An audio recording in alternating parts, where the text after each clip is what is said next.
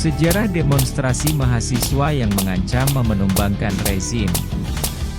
Sejarah mencatat 3 demonstrasi besar yang dilakukan mahasiswa di Indonesia ketika aspirasi rakyat tak didengar. 2 di antaranya berakhir dengan kejatuhan rezim. Demonstrasi mahasiswa dan masyarakat terjadi di beberapa kota.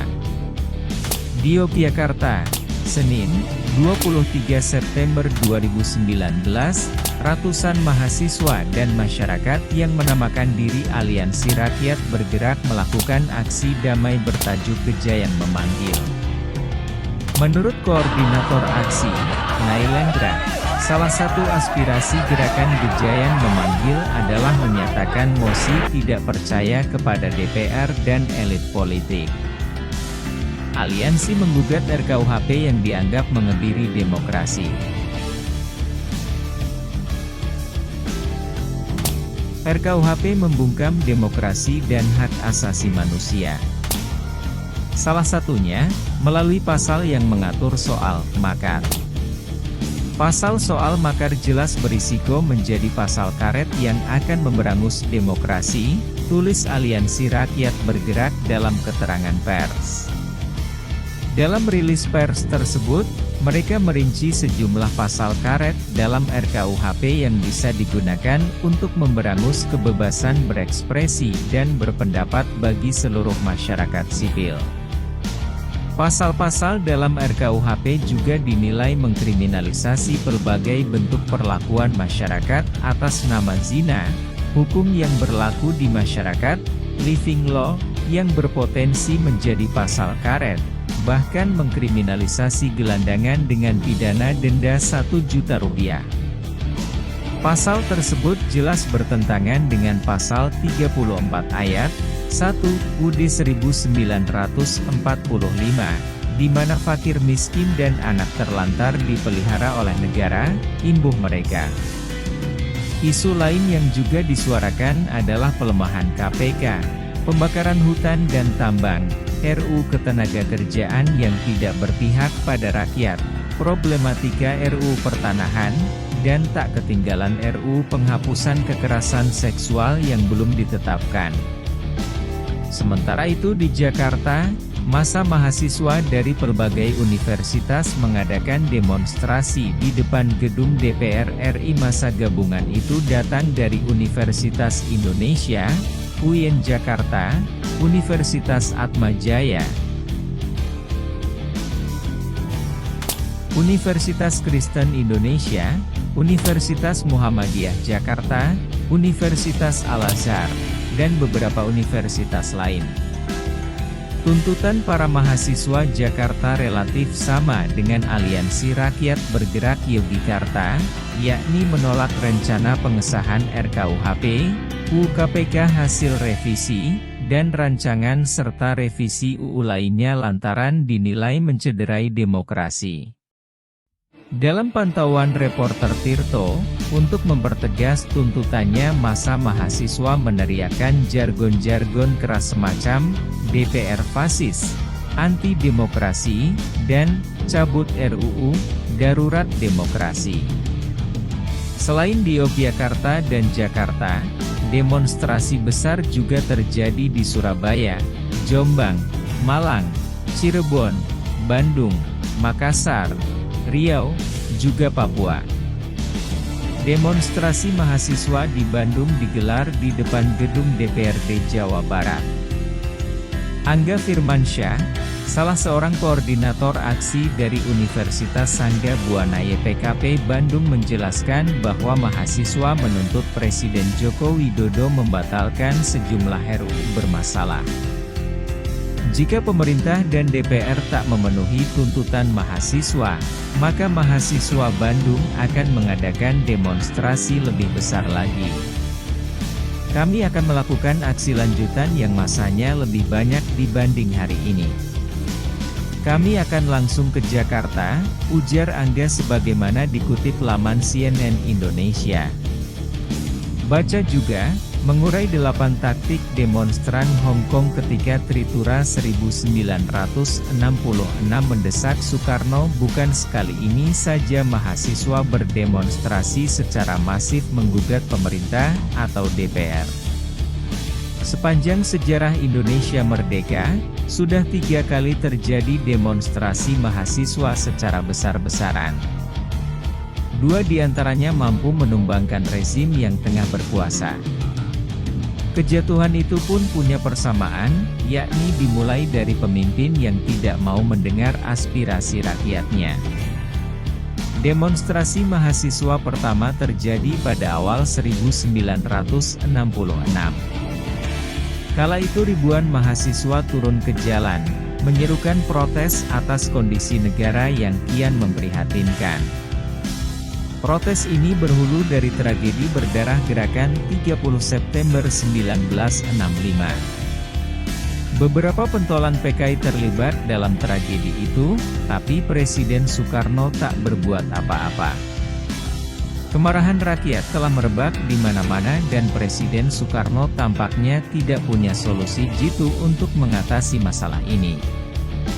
Ditambah lagi, seperti diungkap Muhammad Umar Syadat Hasibuan dalam Revolusi Politik Kaum Muda, 2008, keadaan sosial ekonomi negara sedang terguncang akibat konfrontasi dengan Malaysia dan persoalan Irian Barat. Kekacauan politik yang dibiarkan berlarut-larut diperparah dengan kebijakan pemerintah yang mencekik rakyat. Mereka menerbitkan kebijakan menaikkan harga sembako yang meroket 300 hingga 500%. Terjadi kepanikan yang hebat dalam masyarakat, terlebih kalau diingat pada waktu itu menjelang Lebaran, Natal, dan Tahun Baru Tionghoa. Harga membubung beratus-ratus% dalam waktu hanya seminggu. Para pemilik uang melemparkan uangnya sekaligus ke pasar, memborong barang-barang, tulis Suhopgi dalam Bunga Rampai Esai Zaman Peralihan, 2005, HLM. 4. Muak dengan pemerintah yang tak becus, mahasiswa lantas menggalang demonstrasi sejak awal Januari 1966. Gelombang demonstrasi mencapai puncaknya pada 12 Januari 1966. Ribuan mahasiswa bergerak ke gedung Sekretariat Negara untuk memprotes kenaikan harga, dan mendesak pemerintah agar meninjau kembali aturan baru terkait ekonomi yang justru menimbulkan dampak buruk bagi rakyat. Beberapa elemen gerakan mahasiswa yang turut serta dalam demonstrasi itu antara lain Kesatuan Aksi Mahasiswa Indonesia, KAMI, Kesatuan Aksi Pelajar Indonesia, KAPI, Kesatuan Aksi Pemuda Pelajar Indonesia, KAPI, Kesatuan Aksi Buruh Indonesia, KABI, Kesatuan Aksi Sarjana Indonesia, KASI, Kesatuan Aksi Wanita Indonesia, KAWI, Kesatuan Aksi Guru Indonesia, KAGI, dan lainnya. Dalam setiap aksinya, para demonstran konsisten mengajukan 3 tuntutan rakyat, atau Tritura. 1. Bubarkan PKI beserta ormas-ormasnya. 2. Rombak Kabinet Dwi Kora. Dan 3. Turunkan harga. Namun pemerintah bergeming dan berdalih semua itu butuh waktu. Tuntutan demonstran yang tidak segera dipenuhi, kemudian berubah menjadi desakan agar Bung Karno turun tahta. Dwi Kora, dan 3. Turunkan harga. Namun pemerintah bergeming dan berdalih semua itu butuh waktu. Tuntutan demonstran yang tidak segera dipenuhi, kemudian berubah menjadi desakan agar Bung Karno turun tahta. Presiden Soekarno akhirnya memang merombak kabinet pada 21 Februari 1966. Tapi karena masih ada beberapa tokoh berhaluan kiri yang dimasukkan dalam kabinet, mahasiswa pun turun lagi ke jalan. Unjuk rasa besar-besaran jilid kedua pun akhirnya meledak. Pada 24 Februari 1966, terjadi bentrokan antara demonstran melawan resimen Cakrabiwara, pasukan pengawal presiden, di depan Istana Negara. Dalam insiden itu, seorang mahasiswa Fakultas Kedokteran UI bernama Arif Rahman Hakim tewas tertembak. Sehari berselang, kami dibubarkan paksa oleh Presiden sebagai konsekuensi atas kericuhan tersebut. Namun, gelora unjuk rasa anti-PKI tidak pernah padam. Perintah 11 Maret itu mula-mula Soekarno yang kian terjepit dan memang akhirnya mengeluarkan surat perintah membuat 11 mereka Maret tertampik 1966. sorak-sore kesenangan. Sejarah lalu mencatat, Dikiranya Super SP 11 Semar itu Maret adalah nantinya satu justru penyerahan pemerintahan. dimanfaatkan Jenderal Soeharto untuk Dikiranya menduduki SP 11 kekuasaan Maret itu Soekarno. satu transfer of sovereignty, of authority. Padahal tidak. SP 11 Maret adalah satu perintah pengamanan. Perintah pengamanan jalannya pemerintahan. Pengamanan jalannya ini pemerintahan. Demikian kataku pada waktu melantik kabinet. Kecuali itu, juga perintah pengamanan keselamatan pribadi presiden. Perintah pengamanan wibawa presiden.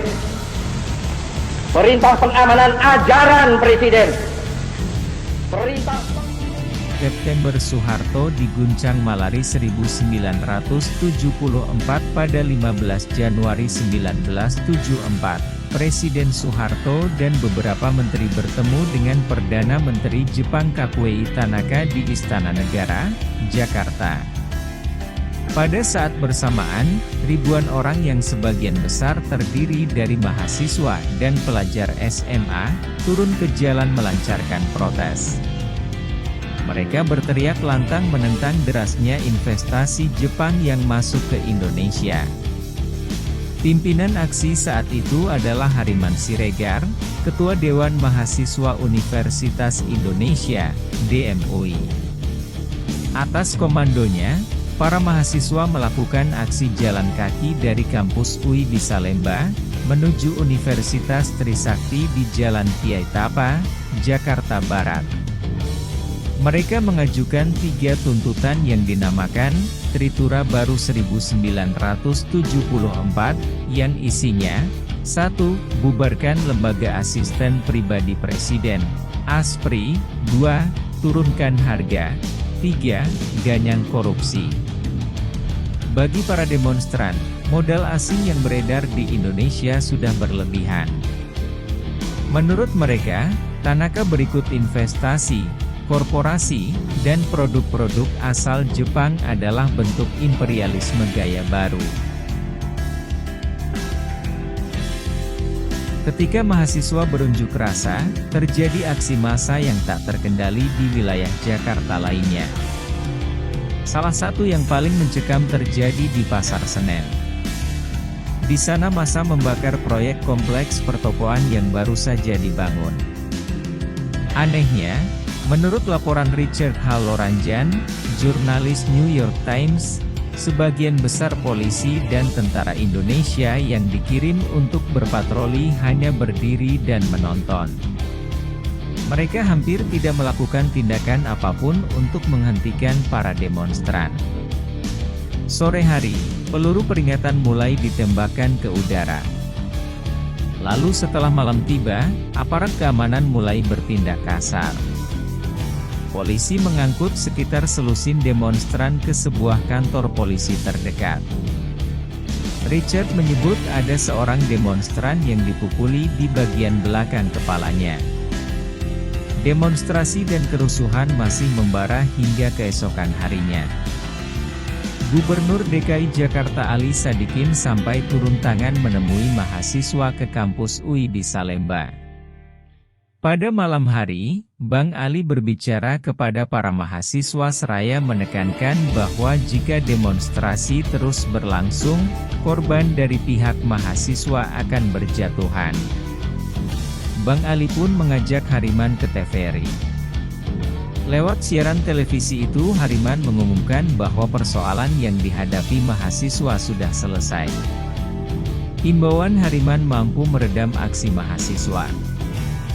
Namun, malapetaka sudah kadung terjadi.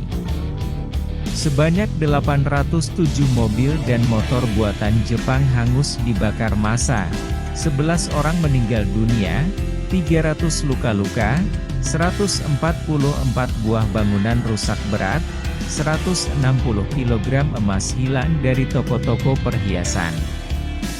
Setelah peristiwa itu, Soeharto memecat Sumitro dari jabatan Pangkop Kamtib. Ia juga membubarkan lembaga ASPRI dan Ali Moertopo dipindah tugas sebagai wakil kepala Bakin. Peristiwa ini juga berdampak buruk bagi kebebasan pers. Karena dianggap memberitakan malari secara berlebihan dan memanaskan suasana.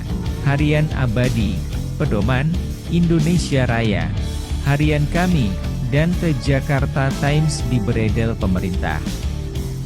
Selain itu, sebanyak 775 orang aktivis ditangkap.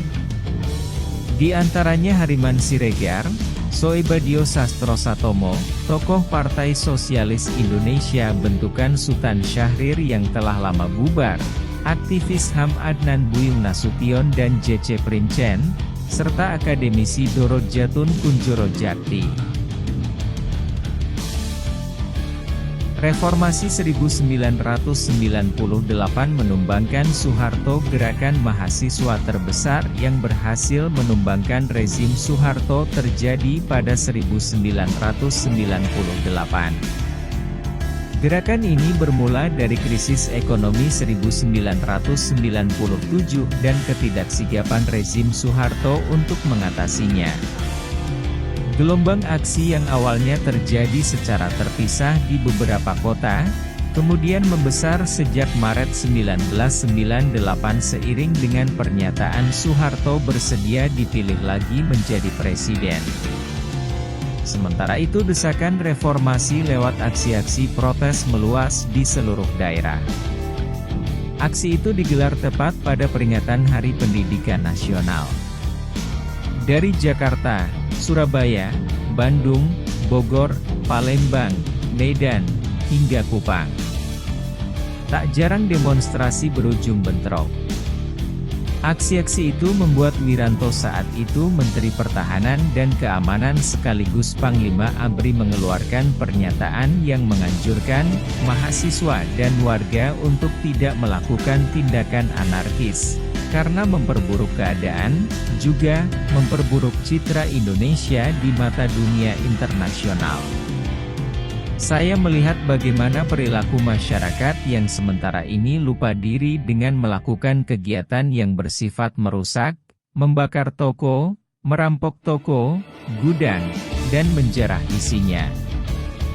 Ini mengingatkan kita bahwa sudah ada kegiatan yang tidak peduli kepada hukum, ujar Wiranto seperti dilansir Kompas edisi 8 Mei 1998. Wiranto menuding tindakan-tindakan yang ia nilai anarkis, itu istilah keliru yang terus dipakai hingga kini untuk menyebut tindakan ricuh, karena mahasiswa melakukan aksi demonstrasi di jalan. Jadi betul yang saya katakan, bahwa mahasiswa keluar kampus tentu akan dimanfaatkan pihak lain untuk mencari keuntungan yang berbeda dengan visi mahasiswa, tudingnya. Ia kemudian memerintahkan seluruh jajaran ABRI untuk menghentikan aksi anarkis dengan melakukan tindakan tegas dan sesuai hukum. Tapi, bukannya menurunkan tensi, mahasiswa justru semakin gencar berdemonstrasi menuntut reformasi. Kemudian terjadilah tragedi berdarah pada 12 Mei 1998. 4 mahasiswa Trisakti tewas tertembak kala aparat berusaha membubarkan demonstrasi di kampus tersebut. Esoknya, Jakarta dilamun kerusuhan besar. Kompas mencatat, ratusan manusia terpanggang di Toserba Yogyakarta dan di Ciledug Plaza.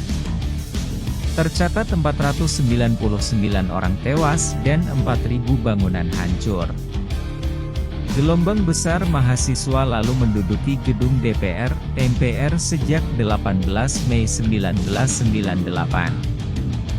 Mereka berjanji akan bertahan di sana sampai tuntutan sidang istimewa segera dijalankan untuk memakzulkan Soeharto. Karena kian terjepit, Soeharto akhirnya tak bisa berbuat banyak. Pada 21 Mei 1998 ia menyatakan berhenti sebagai presiden. Pidato pengunduran diri. Sejak beberapa waktu terakhir, saya mengikuti dengan cermat perkembangan situasi nasional kita, terutama aspirasi rakyat untuk mengadakan reformasi di segala bidang kehidupan berbangsa dan bernegara. Atas dasar pemahaman saya yang mendalam terhadap aspirasi tersebut dan terdorong oleh keyakinan bahwa reformasi perlu dilaksanakan secara tertib, damai, dan konstitusional. Demi terpeliharanya persatuan dan kesatuan bangsa serta kelangsungan pembangunan nasional, saya telah menyatakan rencana pembentukan Komite Reformasi dan mengubah susunan Kabinet Pembangunan 7. Namun, kenyataan hingga hari ini menunjukkan komite reformasi tersebut tidak dapat terwujud karena tidak adanya tanggapan yang memadai terhadap rencana pembentukan komite tersebut. Dalam keinginan untuk melaksanakan reformasi dengan cara sebaik-baiknya tadi, saya menilai bahwa dengan tidak dapat diwujudkannya komite reformasi, maka perubahan susunan Kabinet Pembangunan 7 menjadi tidak diperlukan lagi.